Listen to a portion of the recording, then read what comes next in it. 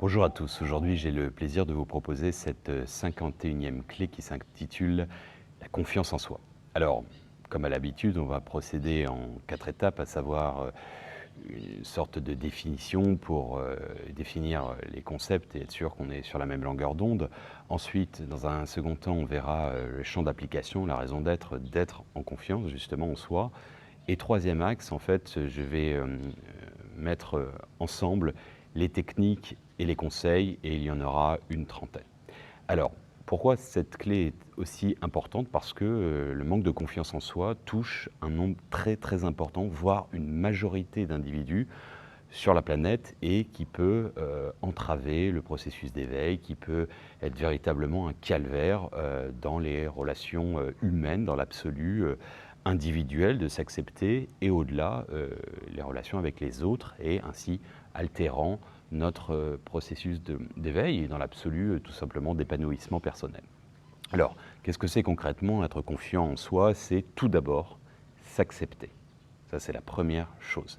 S'accepter, s'apprécier, s'aimer. Ça, c'est très important. Bien entendu, il ne s'agit pas de basculer dans une forme de narcissisme, bien entendu. C'est juste de s'apprécier comme on est. On verra ensuite. Deuxième point, c'est être confiant, d'être à l'aise avec soi-même, bien entendu, et le regard des autres. Ça, c'est extrêmement important, parce qu'on verra que le problème de confiance en soi est très souvent conditionné aux perceptions, au jugement des autres. Troisième point, c'est un bon dosage entre être, bien entendu, complexé, d'une part, à l'extrême, et d'autre part, d'être imbu de soi-même, pardon, c'est-à-dire d'être arrogant, frimé, se la péter, enfin, voilà, c'est les deux extrêmes. Alors, pourquoi? Quelle est la raison d'être, entre guillemets, de cette invitation et de tenter d'être plus en confiance en soi? Quels sont les champs d'application? Tout d'abord, ça permet, bien entendu, assez simple, l'harmonie, c'est-à-dire l'individuel, c'est-à-dire individuel et collectif. Donc vous serez plus serein, plus en paix avec vous-même, et donc de là, ça permettra d'instaurer des relations plus sympathiques, agréables avec votre entourage, vos collègues, vos amis, votre couple, etc., etc. Deuxième point, ça permet de se réaliser plus facilement. Si vous êtes plus en confiance, vous aurez plus de tendance à, dans la loi de l'attraction, à émettre des bonnes vibrations, un bon magnétisme, et de là, vous réaliser dans vos rêves, dans vos objectifs, etc. Troisième point, ça évite le stress et tous les sentiments négatifs qui affectent bien entendu votre équilibre de vie. Et dernier point, ça permet de s'aimer, premier point, extrêmement important, et implicitement d'être aimé. C'est-à-dire, savoir s'aimer permet de laisser aux autres la possibilité de vous aimer. Parce que sinon, si quelqu'un qui ne s'aime pas, c'est difficile, il dégage quelque chose et il aura du mal à accepter que quelqu'un l'aime parce qu'il ne comprendra pas ou il n'adhérera pas. Donc ça, c'est extrêmement important. Alors, voici quelques modestes conseils, il y en a 30. Alors, on va tout d'abord commencer par un petit diagnostic qui est vraiment primordial. C'est un audit avec 10 questions sur ce premier axe, qui est de savoir un petit peu d'où vient ce manque de confiance en soi. Alors, bien entendu, le manque de confiance en soi, il est à échelle variable. Il y a des gens qui sont pas très sûrs d'eux, il y en a d'autres qui sont absolument pas en confiance. Voilà. Bon, il y a des niveaux, bien entendu, comme tout, dans tout ce qu'on a vu jusqu'au préalable, bien entendu. Alors là, l'idée, c'est déjà de visualiser l'origine, d'où ça vient. Parce qu'en général, dans l'aspect thérapeutique, connaître les origines permet déjà de le résoudre à demi-mot, à demi-pas. D'accord? Donc tout d'abord, est-ce que ça vient de vous-même ou ça vient des autres? Ça, c'est très important. Alors, ça peut être parcelé, bien entendu, ça peut être un petit peu des deux, mais mettez un pourcentage dans ce cas de figure. Je vous invite, bien entendu, à cogiter, à faire pause peut-être sur cette vidéo et d'y répondre posément avec vous-même. Est-ce que vous avez eu tendance à être rabaissé par vos parents? Voilà. Parfois, peut-être, de temps en temps, fréquemment, etc., etc. À échelle variable, une fois de plus.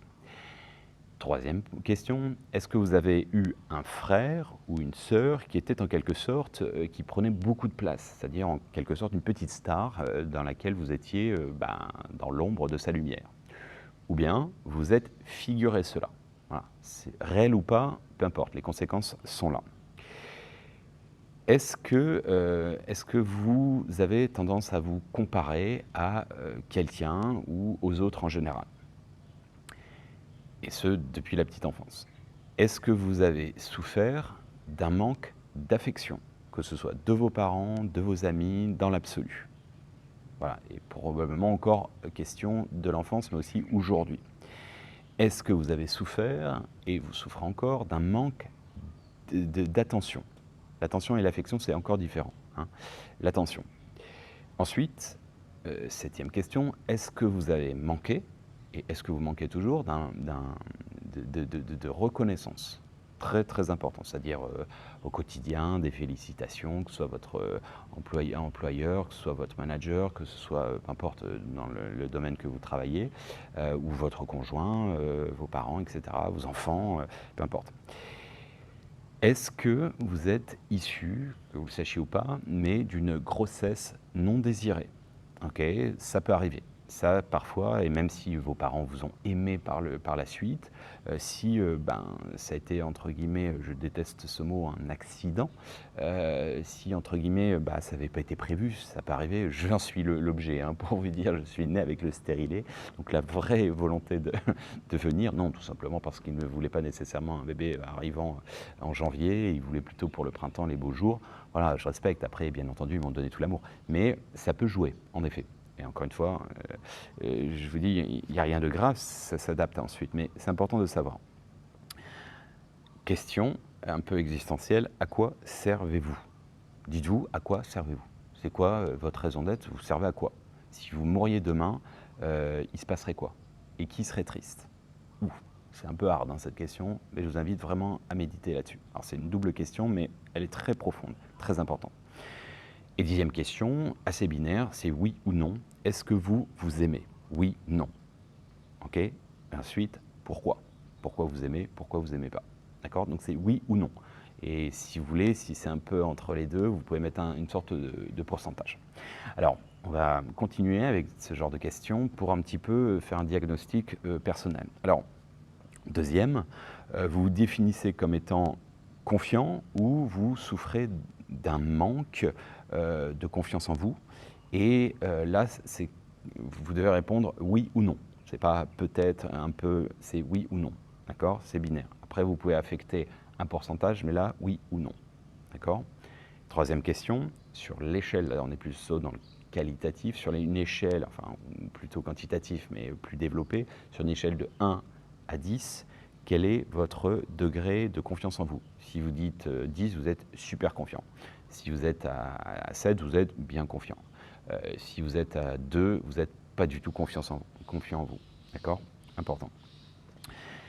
Quatrième, listez vos différentes qualités. Ça, c'est très important. Et auquel cas, je vous invite, pour vous mettre dans un schéma de positivisme, de les relire bon nombre de fois et régulièrement. Ça, c'est important.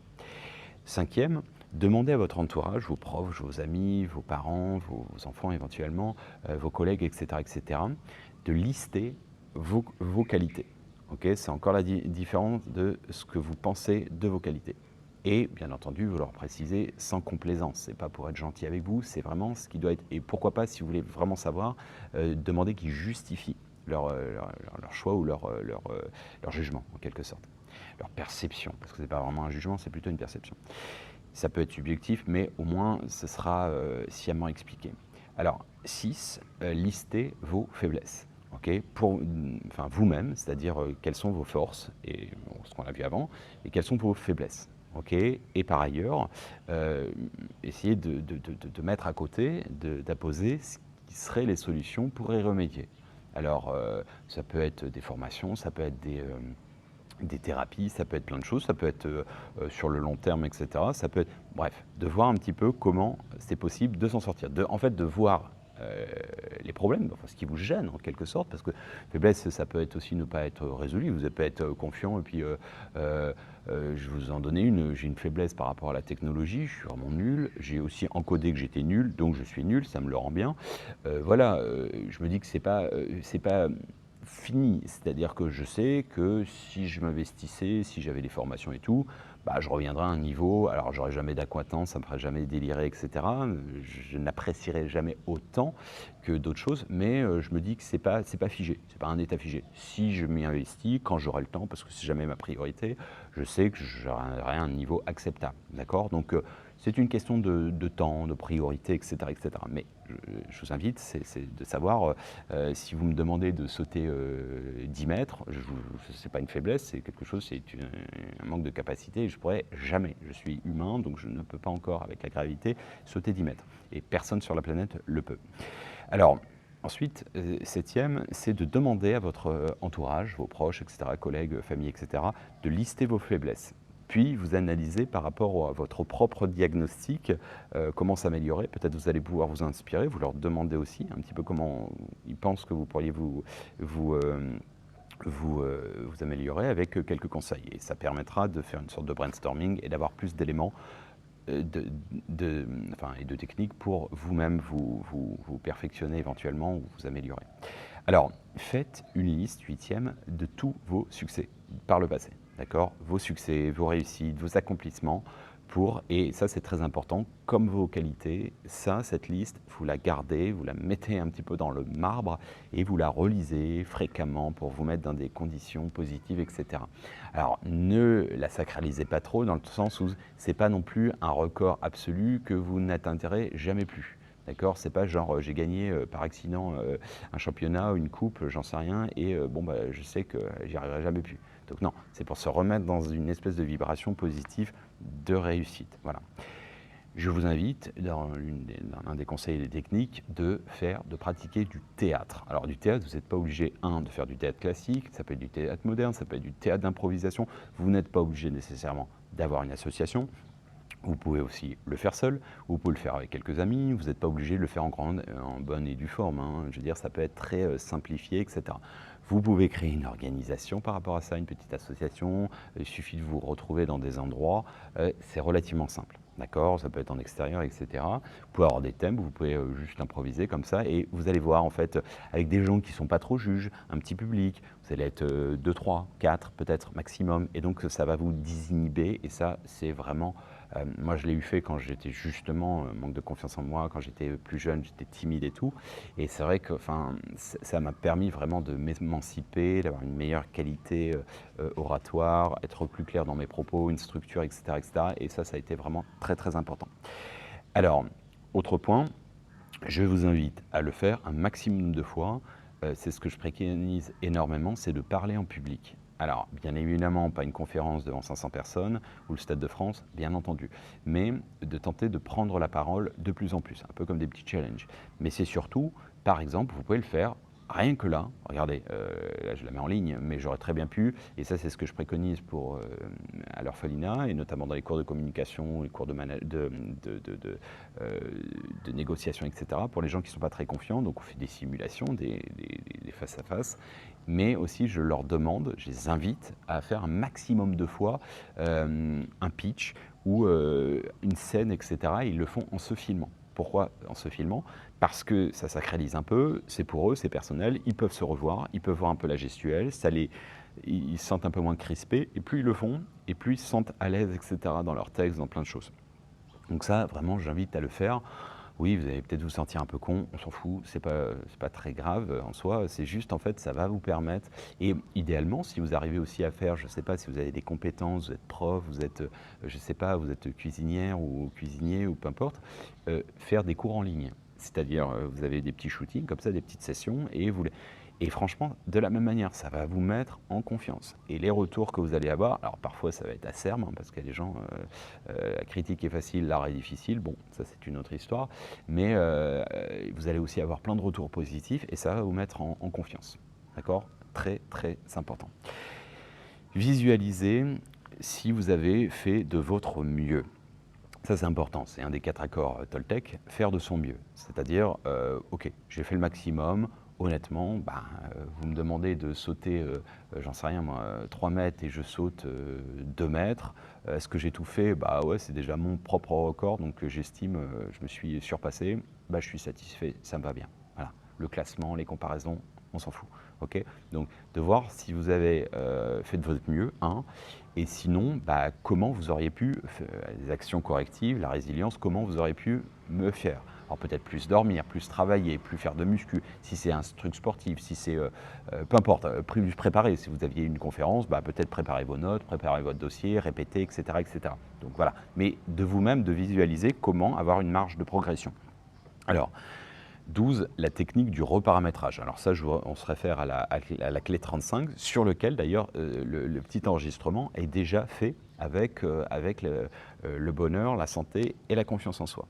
D'accord? Mais vous pouvez vous-même le reparamétrer uniquement avec une phrase qui induirait, c'est une induction dans la sorte d'auto-hypnose, je suis confiant, je peux me faire confiance et faire confiance à la vie, par exemple, ou à l'humanité. Voilà. Vous faites à votre sauce, vous variez, mais cette phrase, vous pouvez l'insérer, entre guillemets, je vous réfère, donc à la clé 35, je vous réfère à mon ouvrage qui s'intitule Récréation, téléchargeable gratuitement sur mon site internet, et sur lequel vous avez 4 pages, 4-5 pages, je ne sais pas, ou 6 pages de trame. C'est une trame que vous pouvez vous-même lire, ok, avec votre audio, vous pouvez vous enregistrer avec votre propre voix, et juste, il y a des mentions qui sont très bien expliquées juste en bleu, donc il y a juste une petite phrase par-ci par-là, qui s'appelle les inductions. En fait, c'est le curatif, c'est là où, c'est le point sur lequel on va travailler. Donc, vous changez les phrases en bleu qui sont dans ce texte, donc vous les lisez tout de la même manière, et vous changez juste la partie, par exemple, vous reprenez cette phrase-là ou ce qui vibre en vous, vous la mettez dans cette partie bleue. D'accord? Donc, et à l'oral, vous allez refaire votre enregistrement, il va prendre le temps que ça prend une demi-heure, ça prend 40 minutes peut-être, en général c'est plutôt 40 minutes, cette lecture si on est un peu posé, mais si vous parlez vite, mais bon, ça ne va pas vous mettre dans le schéma d'endormissement, enfin pas d'endormissement, mais de transe et d'hypnose, conscience altérée. Voilà, et ça reparamétrera votre inconscient. Autre point, et l'autoconditionnement bien entendu. Entourez-vous de personnes qui vous valorisent. Pas des gens complaisants, ce n'est pas la cour du roi Soleil, mais ce sont des gens qui ont tendance à vous mettre bien. Vous savez, c'est très simple, on a tous connu des adultes, des gens, des maîtresses, des professeurs, des machins, qui croyaient en vous. Et de là, vous vous transcendiez. D'accord, c'est le principe du management. Regardez les gens avec bienveillance, formez-les, etc., etc. Ils vont se surpasser. A contrario, on en a tous dans notre entourage. Moi, j'avais des instits, j'ai eu membre de ma famille, vieille tante. À chaque fois, je faisais des conneries. Elle me voyait toujours comme un petit con qui faisait des bêtises. Et de facto, je faisais des bêtises, mais comme tous les gamins, et c'était pas vraiment méchant, j'étais plutôt un bon gosse. Mais dès que j'étais en sa présence, je ne sais pas pourquoi, elle avait une espèce de magnétisme, et surtout, en fait, sa façon de voir les choses et me voir, je l'avais accepté, consciemment ou inconsciemment.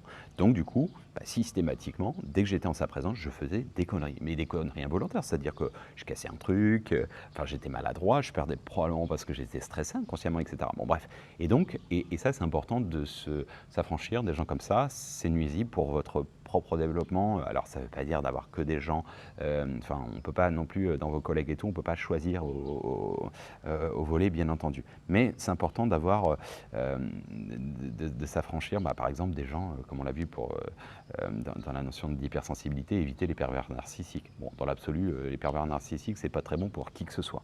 D'accord? Ça, on va dire, c'est ce qu'on appelle des vampires d'énergie. C'est des vampires émotionnels, énergétiques. Bon, quand vous arrivez à les déceler, dégagez-les, ces gens-là. Ça ne veut pas dire être méchant et tout, mais il y a un moment, c'est des trous noirs. C'est des trous noirs. Ils vous absorbent, ils vous sucent votre énergie. Vous allez essayer de les aider, les remettre dans le droit chemin et tout. Et il y a un moment, en fait, ça peut arriver, ça peut fonctionner. Et puis à un moment, en fait, c'est leur raison d'être, c'est leur existence, d'être dans le conflit, dans l'arrogance, dans le fait de vous défoncer, etc. Et vous allez perdre des plumes. Donc moi, je vous invite, détournez votre chemin, etc.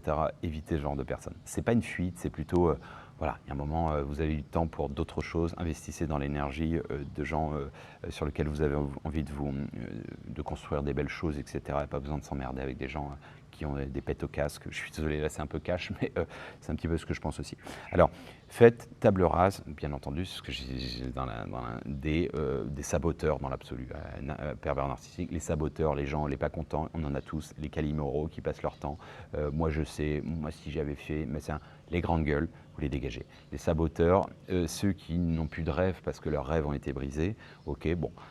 On peut respecter, mais bon, ça c'est ton problème, je te laisse avec, j'en suis pas responsable, c'est la vie, c'est la dureté de la vie, tu as ta complexion, ok, mais laisse-moi tenter ma vie. Imaginez si j'étais un vieux con et que je disais tout le temps à mes gamins ou mes petits-enfants et tout, oh non, fais pas ça, bon, tu as fait ça, on connaît, machin. Des communautés, mais ça je l'ai toujours hein, dans les commentaires, je parle de communautés qu'on est en train de mettre en place, ou même ça existe déjà. Bah ouais, je sais que ça existe déjà. L'école du futur dont je parle, mais ça existe déjà, machin. Bah ouais, Montessori, c'est inspiré, Green School. Enfin, j'ai pas inventé la roue. C'est juste que, voilà, on veut le mettre en place, on veut s'en inspirer, on veut l'émanciper, on veut faire des petites révisions. Oui, et alors, quel est l'intérêt de mettre directement, pointer du doigt? Bon, connaissez, vous avez bien compris l'histoire du sabotage, ces gens-là. Encore une fois, la critique est facile, l'art est difficile, c'est toujours intéressant, c'est très facile d'avoir une grande gueule, de la ramener pour critiquer, pour détruire. Construire, c'est notre histoire. Et puis, bah, invitez-les dans ce cas-là au schéma, ok, c'est quoi tes solutions?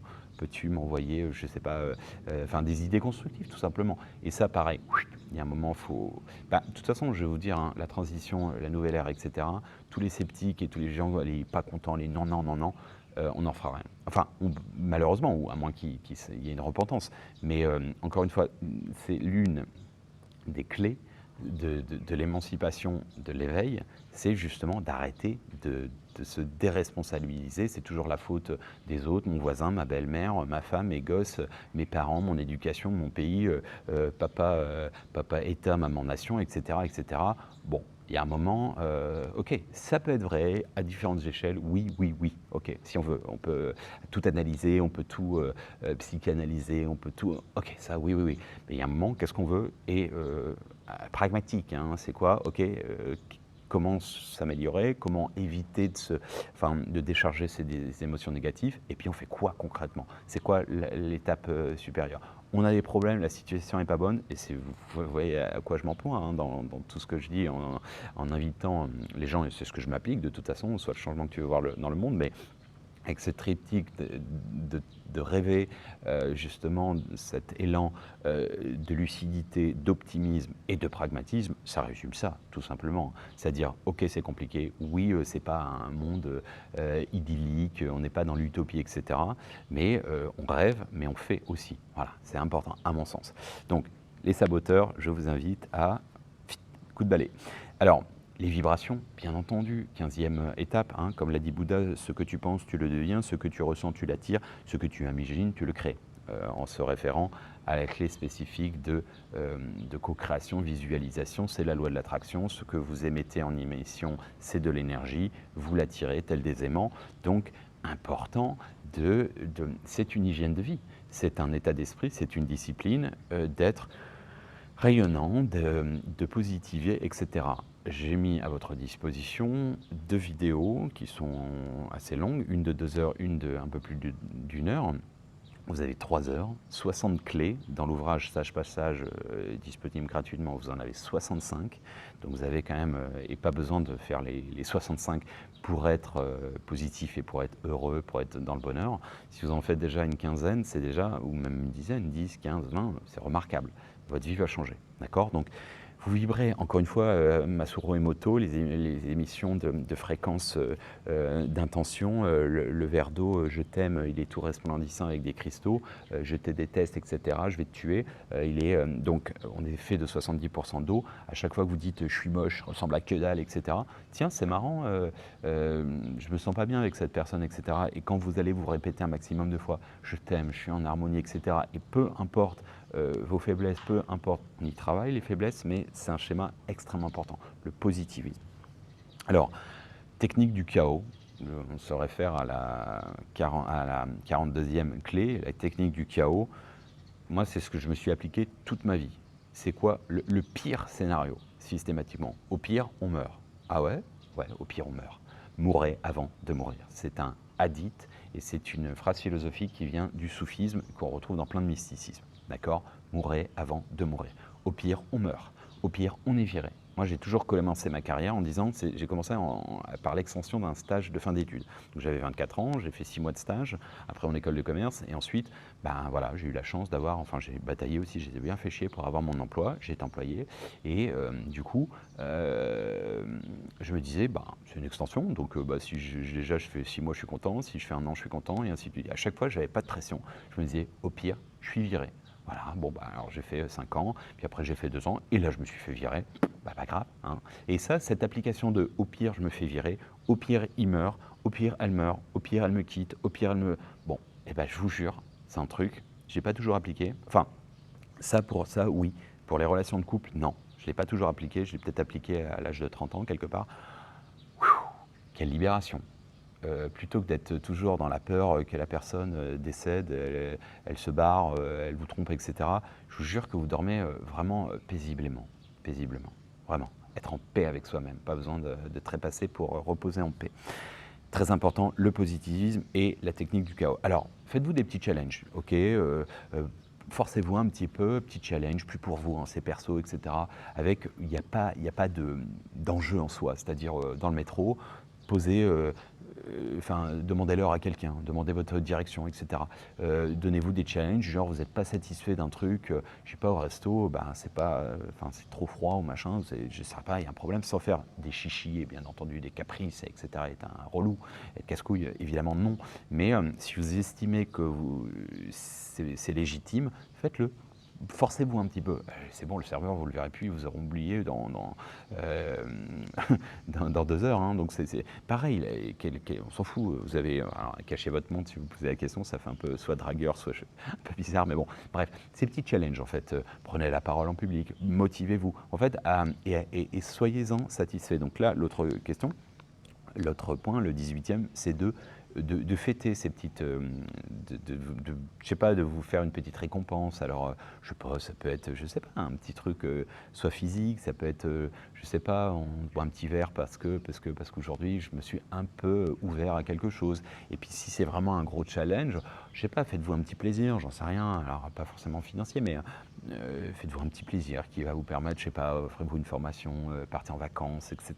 Ou aérez-vous la tête, etc. Bah, ce sont des petites notions de récompense personnelle. C'est pas que vous endossez la dimension pavlovienne, mais voilà, c'est pour vous, c'est votre petite, c'est de l'auto-coaching en quelque sorte. Alors, bien entendu, là je le mets à ce niveau-là, mais c'est dans l'absolu, j'aurais pu le mettre au début, 19e, c'est s'aimer. Oui, s'aimer soi-même. C'est l'estime de soi, c'est un miroir avec les autres. Alors, s'aimer, ça veut dire, oui, de capitaliser sur ce qu'on est. De toute façon, je vais vous dire, moi, c'est toujours, on parle de l'absurde, le chaos. Vous n'avez pas le choix. Vous êtes né dans ce corps, vous n'avez pas le choix. Donc voilà, il faut cohabiter avec. C'est un don précieux. Vous vous trouvez moche, et ben tentez de vous dire non mais franchement, oui, il y a toujours pire. C'est subjectif. Il y a des gens qui me trouveront beau ou belle. Il y a des gens qui me trouveront rayonnant. En effet, honnêtement, si on sort des critères de beauté, les canons de beauté imposés, etc.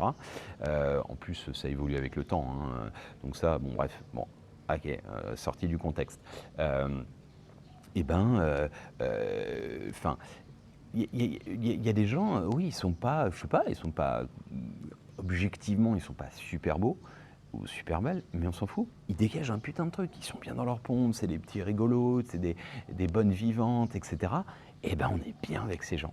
Et puis là, je passe à l'extrême, je vois cette image, je sais pas, de la top modèle, ou top modèle, vous savez, cadavérique, tête comme ça, blafard, translucide en quelque sorte.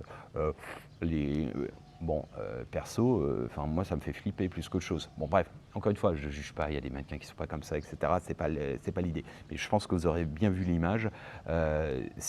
Ok, donc en fait, de vous entre guillemets, rééduquer dans ce sens, et c'est aussi ça, s'aimer. Alors je vous réfère aussi à la clé, l'amour inconditionnel, dont la première composante c'est s'aimer soi-même. Les petits post-it, je m'aime, dites-vous assez régulièrement, je m'aime, enfin je t'aime, enfin, vous le dites à vous-même, dans le miroir, etc. C'est super important. et on ne bascule pas dans le narcissisme, hashtag I love myself et je prends des selfies selfish toutes les 10 secondes. Non, c'est pas le délire, c'est pas ça. Hein. Je fais bien, hein, bref, petit aparté. Alors, un autre conseil, le 20e, des arts martiaux. Pratiquer des arts martiaux. C'est important pour la maîtrise de soi et l'impact sur les autres. Alors, ça vous permettra de vous défouler et c'est vraiment une gestion de l'énergie et du rapport aux autres avec, vous avez le droit de mettre un coup. C'est pas mal, ça fait partie du jeu. C'est un art martial. D'accord? Donc, c'est juste, c'est des techniques comme vous joueriez aux échecs. Est-ce que quand vous jouez aux échecs, vous dites « Ah non, je ne vais pas lui faire ce coup parce qu'il va perdre là ». Ben non, ça fait partie du jeu, donc c'est le même principe. Ou jeux vidéo, je ne sais pas, peu importe ce que vous faites. Vraiment important, les arts martiaux. Ne vous comparez pas dans l'absolu. Ça sert à que dalle. Ça sert absolument à rien. Et méfiez-vous. Sortez de ce délire des réseaux sociaux, c'est du putain de fake. Je suis désolé, je suis un peu vulgaire, mais ça sort du corps, du cœur. C'est du bidon.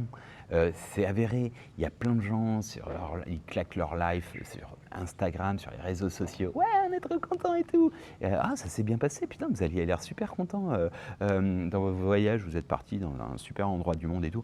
Oh non, laisse tomber, je te raconte pas, c'était la misère. On n'a pas arrêté de se prendre la tête. Ah bon? Bah, quand on voit tes photos, on a l'impression que c'est super beau. Vous voyez? Donc le cadre, là par exemple, vous voyez pas, mais je suis en gros caleçon dégueulasse. Non, je plaisante. Non, mais le cadre est important. Et en fait, c'est un peu le principe d'Instagram et toutes ces conneries. Enfin, je dis pas, on peut partager des choses, peu importe, mais il y a vraiment ce truc-là. Regardez ma vie comme elle est géniale. Regardez, alors je prends des smoothies. Ah, regardez, oh, regardez les belles fleurs. Oh, regardez. Enfin, alors vraiment, j'espère qu'il y a personne qui pense ça de moi, parce que ça me ferait vraiment mal au cœur, honnêtement, parce que si je voulais claquer, ah, regardez ma vie comme elle est géniale, etc., c'est pas du tout mon délire. Et je pourrais. Mais je trouverais ça indécent me concernant. Je ne juge pas ceux qui le font. Mais c'est surtout, en général, c'est bidon et c'est vide, en fait. Et encore une fois, on est dans cette illusion. Mais pourquoi j'insiste? Parce que c'est dangereux, parce que ça crée des nœuds dans la tête, ça crée des putains de frustrations pour un nombre inconsidérable de personnes. Et ce sont des phénomènes psychologiques nouveaux qui n'existaient pas dans le temps. Donc, oh, moi je suis pas heureux dans ma vie, regardez, tout le monde est heureux. Alors, on renforce encore plus cette autoflagellation. Et ça, franchement, je vous invite vraiment à réaliser là-dessus. Alors, peut-être autre extension. Les gens qui se la racontent, les gens qui friment, la plupart du temps, c'est des gens qui manquent de confiance en eux. Mettez-vous ça dans le crâne, c'est super important. Quel est l'intérêt de se la péter, de se la raconter? Alors, soit vous êtes un ancien timide, vous êtes un ancien pas confiant en vous, et vous avez basculé, coup de volant à gauche, coup de volant à droite, mais quel est l'intérêt de se la péter et de tout étaler? Si ce n'est qu'un manque de reconnaissance, de confiance en soi. C'est juste quelqu'un qui a déguisé, qui a mis un masque de « je me la pète » pour justement masquer sa faiblesse. D'accord? Donc remettez-vous en selle cela, et si je peux jouer avec le en selle, imaginez aussi dans le pire des cas, quelqu'un qui se la pète, votre patron et tout, imaginez sur la selle, sur le trône. Hein? Il est comme tout le monde. On a l'air un peu con quand on est sur le pot. Okay? Je sais que c'est très réducteur volontairement. Okay? Ça casse l'idée, le mythe. Ceux qui se la pètent, gardez à l'esprit, souvent, c'est un manque de confiance. Et que ce soit les stars, etc. En fait, je pense que c'est intéressant de percevoir la vie en se disant il n'y a pas de perfection. C'est pas humain, c'est divin. Donc, tout le monde tente comme il peut. D'accord? Ensuite, il n'y a pas de Superman, Superwoman, etc. On nous a vendu une espèce de rêve de Hollywood et machin. Il faut être dur, il faut être dans la réussite. Mais ça, c'est du chiquet, c'est du pipeau, on le sait. Et c'est un sein soufflé. Donc, du coup, déjà, si vous analysez quasiment une grande majorité et pas forcément super bien dans ses pompes, dans sa vie, alors on a dit qu'on ne comparait pas, hein, mais ça relativise. Vous vous sentez moins aliéné, vous vous sentez moins extraterrestre en quelque sorte. Mais honnêtement, vous ne vous laissez pas endormir, entre guillemets, par réseaux sociaux et les gens qui se la racontent. En général, je vous ai dit, c'est pour compenser un petit peu un manque à la base.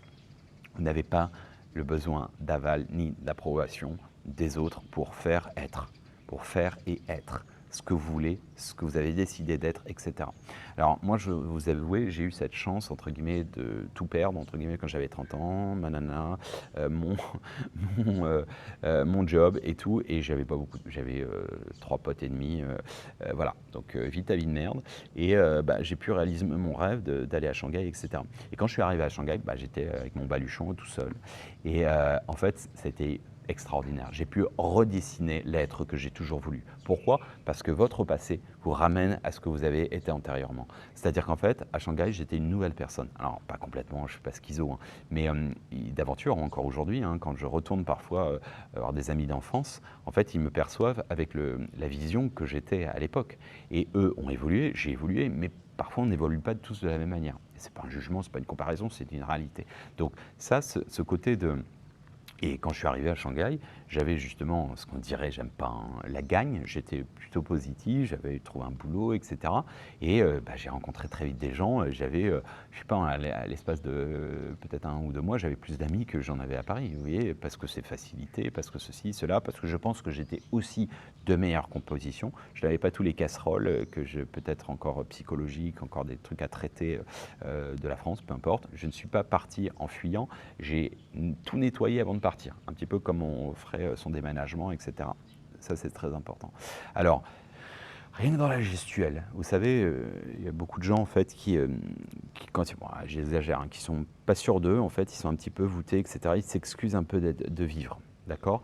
Et ça, c'est super important. Alors, pas forcément se la péter, d'être un pan, hein, mais d'être bien droit, d'être affirmé en fait, de s'affirmer même dans sa manière de parler. Alors, ça ne veut pas dire ouais, j'ai une grande gueule et je me la raconte comme ça. Non, c'est un truc, vous exprimez solennellement, avec un certain charisme, en phase, et vous avez le droit. Dites-vous, j'ai le droit. Les gens ont le droit, pourquoi j'aurais pas le droit? Ok, j'ai une légitimité. Et ça, c'est un truc qui va revenir. Et en fait, rien que le fait, je vous jure, de vous tenir droit, en fait, la gestuelle, j'en parle dans mes cours de négo, etc. Le langage du corps, on peut faire 2 heures dessus, hein. Mais la gestuelle est très importante. Quand vous êtes en entretien et que vous êtes plutôt en avant sur la table, etc., ça montre que vous avez la gagne, par exemple. Si vous êtes en retrait, comme ça, machin, un peu, forcément, ça ne donne pas un certain dynamisme. Donc, mais en parallèle, moi je le vois notamment dans la manière dont je peux soit me comporter ou m'habiller, etc. Si je mets 4 épingles, machin, comme ma photo LinkedIn, etc., un peu balai dans le cul, je vais être beaucoup plus, vous voyez, je vais avoir un langage beaucoup plus châtié, je vais être un peu plus posé, un petit peu, genre même dans ma gestuelle, c'est un petit peu pas robot, mais un peu, voilà. Et là, je suis plus à la cool. Si je mets je sais pas, un truc avec un sweat à capuche, je vais me sentir un peu plus, encore plus à la cool, etc. Enfin, et ça, en fait, c'est de la gestuelle. Alors, c'est un peu l'œuf et la poule. C'est la manière dont vous déguisez, la mascarade, a un impact sur votre rôle en tant qu'acteur, en quelque sorte, et spectateur aussi de votre propre vie. Ça, c'est, à mon sens, c'est important aussi je vous dis, de parler fort, de parler fort, mais pas de gueuler non plus, et de se tenir droit, etc. Un peu comme si vous endossiez un masque de... C'est intéressant, je vais vous dire, dans ces notions de rôle. Alors, moi, en tant que chef d'entreprise, j'ai aucun problème à demander de l'argent et tout. Un client qui nous le doit, il y a un dû, il y a des contrats, etc. On laisse passer 1 semaine, 2 semaines, 1 mois, parfois. Il nous a demandé, il n'y a pas de problème, on lui fait une avance. Parfois, mais ça m'arrive d'aventure de devoir relancer, ou si ce n'est pas ma comptable qui l'a eu fait, ou mon associé, ou des membres de mon équipe. Et j'ai aucun problème à demander mon dû 2 mois plus tard. Voilà, c'est cash, c'est le chef d'entreprise qui parle. En revanche, ça c'est marrant parce qu'à titre personnel, j'ai du mal à relancer des copains, etc., à qui j'aurais pu prêter de l'argent. En fait, tu me dois, je suis pas dans une soirée ou machin, j'ai du mal. Vous voyez, c'est très bizarre, hein, mais alors du coup, parfois je me dis, repense au chef d'entreprise. Tu es dans ta légitimité. Donc pourquoi ne pas oser? Il n'y a rien de mal. Tu vous dites simplement, en fait, je suis désolé, j'aime pas trop te demander ça, hein, ça me met un peu mal à l'aise, mais tu es sûrement zappé, ça m'arrive aussi. Au fait, tu me dois tant. Il y a quoi de mal? C'est comme ça. Si ça vous crée des frustrations, pétez ce truc-là. Mais ce que je veux vous dire par là, cette notion de costume, il est important. Alors, s'accepter par rapport à être un robot, d'accord? S'accepter avec, entre guillemets, manque de confiance en soi, s'accepter avec ses faiblesses ou en tant que robot, est-ce que vous aimeriez être une machine, genre vous savez les militaires, vous voyez par exemple les Russes ou les Chinois, etc. Impression, zéro émotion pardon. J'en ai connu, hein, des gens comme ça, et notamment dans certains pays. Est-ce que vous aimeriez être comme ça? Bon, perso, non. Ça se réfère aussi à l'hypersensibilité? Non. En fait, au final, je me suis rendu compte que bah, j'aimais bien être hypersensible. Non pas comme une fierté pour me montrer différemment et tout, mais comme je l'ai un peu conclu, hypersensible signifie pour moi hyper humain, très, et il n'y a pas de mal à ça. Donc, est-ce que vous aimeriez être un robot? Et du coup, implicitement être confiant en vous, ou bah, vous prenez comme vous êtes, et auquel cas vous avez vos faiblesses et machin. Vous êtes comme vous êtes, et vous avez un degré d'acceptabilité et de progression, et c'est un challenge, c'est assez sympa aussi de Alors, autre point, se responsabiliser, euh, c'est-à-dire c'est ma responsabilité. La vie, ce n'est pas externaliser la responsabilité sur les autres, etc. Je prends à cœur, c'est pas mes parents, c'est machin. Oui, peut-être, il y a une partie, c'est évident, l'éducation, on l'a vu, la construction, la libération de l'ego, clé 9, c'est global, ok, mais tout le monde. C'est tout le monde. Donc, on peut continuer à pester, c'est mes parents, c'est ma culture, c'est mon pays, c'est machin, ceci. Oui, on peut. Et après, le complexe de Calimero, il y a un moment quand il n'y a plus d'épaule, qu'est-ce qu'on veut? On veut être heureux, on veut continuer à tout le temps à se plaindre. Donc ça, c'est super important dans ce processus, de se dire, ce n'est pas figé, vous n'êtes pas une personne qui incarne le manque de confiance en vous, vous êtes ponctuellement comme tel, et ça peut changer. Je l'étais, j'ai été timide, machin, etc. Donc ça change, il n'y a rien qui est figé. Encore une fois, c'est la neuroplasticité du cerveau qui est comme la gymnastique, c'est stretch, ça s'ajuste, très important. Vous n'êtes pas, vous êtes authentique, vous êtes dans la sincérité, vous n'êtes pas une marionnette, vous n'êtes pas l'image qu'on voudrait que vous soyez. Ça, c'est très important. Vous avez des émotions, vous sentez un peu une faiblesse de temps en temps, eh bien, soyez affirmés. Les vraies relations, je parle pas des trucs à la con, les relations du réseau, du machin, je fais genre, on est potes, machin, alors qu'on l'est pas du tout. Et quand il s'agit de téléphoner à quelqu'un, que vous avez une galère, il y a personne. Bah, pour moi, ça c'est du fake. Ça c'est pas des vrais amis, pas des gens solides, c'est pas la famille, c'est ok. Donc et ça, on s'en réfère aussi à la notion qualitative versus quantitatif. Bon, je parle des vrais, d'accord? Donc les vrais apprécient la sincérité. Quand il se passe quelque chose, et ça, vous pouvez expliquer aux gens une bonne communication, ce que vous avez sur le cœur, etc. Ah, je suis un peu, tu sais, je suis un peu timide ou machin. Alors, faites attention parce que ça peut vous mettre aussi dans l'image, dans l'étiquette de il est timide. Donc du coup, je vais essayer de le motiver. Parfois, les gens sont un peu maladroits aussi, du genre. Soit spontané, soit marrant. Bon, ça n'a jamais marché ça. Hein. Donc, il y a un principe où le truc, non, le pire, alors j'adore danser maintenant. Avant, je détestais quand j'avais un gros balai dans le cul quand j'étais jeune. Et je supportais pas quand on nous tirait, quand on avait bu un coup allez, vas-y, danse. Mais non, j'aime pas, fais pas chier. Et où les titres, je supportais pas. Bon, bref, c'est le même principe. Donc, ça sert pas non plus à ce que les gens vous poussent à être confiant en vous, c'est pas un truc artificiel, c'est un truc qui doit venir avec le temps. Il ne faut pas se mettre une pression, ça va pas changer du jour au lendemain, c'est progressif, c'est un rituel, c'est dans la régularité. Alors, la visualisation, je vous réfère à la clé particulière, la visualisation, la co-création, le magnétisme, c'est intéressant. Être confiant en vous, vous avez une conférence où vous avez juste une réunion, vous devez parler sur un point précis avec 10 membres de votre équipe, vos boss et tout, vous flippez à mort, vous n'êtes pas confiant, et ben faites une visualisation. Vous voyez autour de la table, vous voyez, vous imaginez un maximum de détails, votre boss, il a telle cravate, etc., un maximum de détails, et vous êtes droit, vous êtes debout, vous parlez avec aisance, vous voyez que les mots viennent bien, vous voyez les gens sourire, les gens applaudir, et ça crée des choses. Voilà. Et enfin, dernier point, le reparamétrage, ce qu'on a vu avec l'autoconditionnement, avec la répétition de la clé 35, avec vos propres inductions, injections. Voilà, il s'agit juste d'une clé pour vous de façonner votre propre passe-partout pour ouvrir les portes de la confiance et aussi vous libérer en quelque sorte et de vous émanciper, de vous éveiller si besoin, en fonction de ce que vous souhaitez.